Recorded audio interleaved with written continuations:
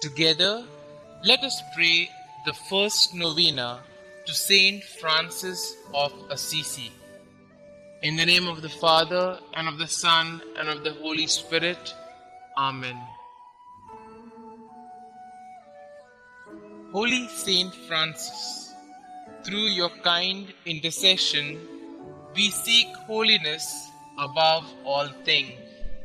We seek the faith, hope, and love that allowed you to joyfully renounce the pleasures of earthly life and to radically follow our Lord Jesus Christ. Pray for us that we enjoy the privilege of suffering with and for the poor in the example of Jesus. Help us to be always grateful for all the blessings we have received and the strength to overcome our most pressing concerns.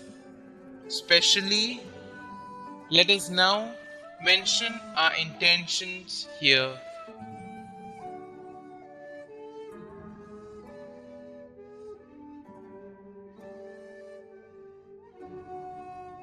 Saint Francis, as you left a comfortable life to lead a life of poverty and service to our Lord Jesus Christ, we ask you to pray that we also realize the folly of seeking to amass material gains and experience worldly pleasures.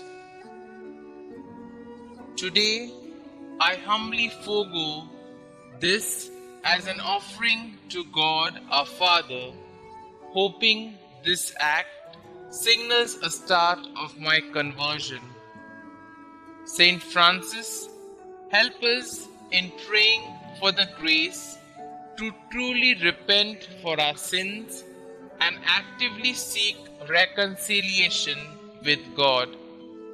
May the blessings we obtain through your intercession deepen our faith and inspire us to store treasures in heaven, where we hope to spend eternity with the Almighty Father.